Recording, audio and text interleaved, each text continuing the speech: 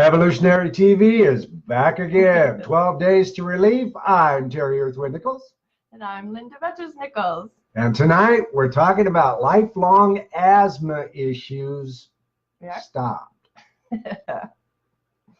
Asthma? You've been talking about PTSD and stuff. What? Asthma? Yeah, asthma. We've got a very interesting story tonight. We were referred this gentleman, a client, 4.5 years ago.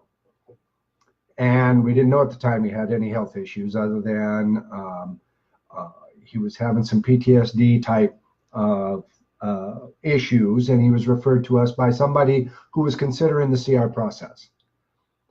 And almost immediately upon talking to him, instant credibility on both sides, and he said, let's do this. Let's get it done. I want to go do it. So we take him through the CR process. And again, remember, we use memories. We don't use motion and memories. We do an inventory of senses, etc.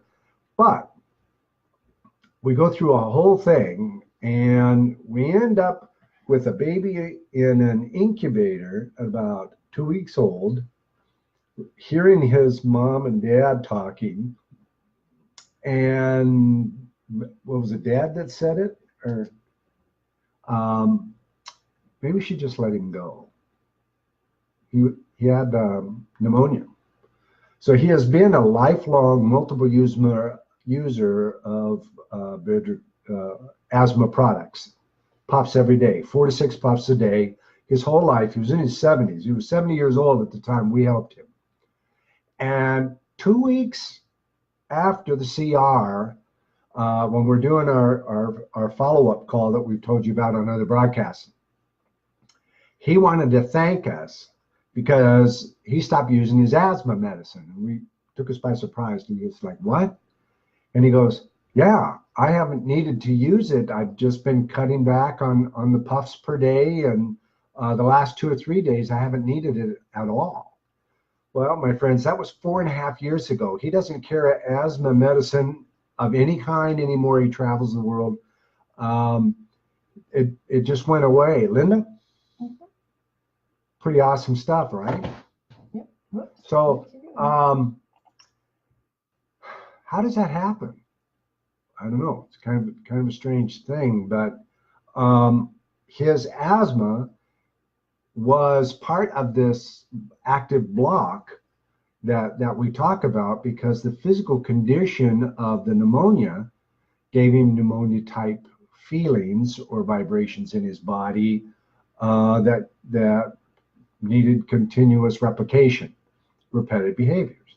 So when we took all of that away and he stopped replicating that behavior, he didn't need the medicine anymore. Still doesn't. It's amazing. We just talked to him a couple of months ago, and we're very happy that we were able to help him in that regard. Now, does that happen for every health thing? No, we don't know. Okay, we don't know what happened in an event in your early childhood. You don't either. It's amnesia. Mm-hmm.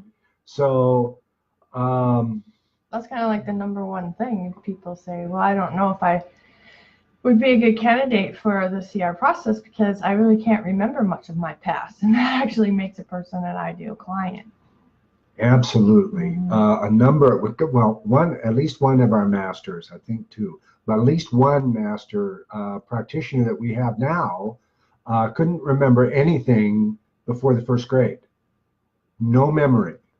Photographs, things like that, talking to family and friends from those days, no memory. Did not relate.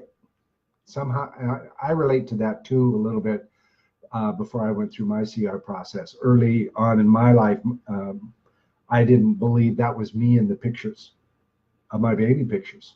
So that's interesting. Mm-hmm. Linda? I think we can wrap it up for tonight.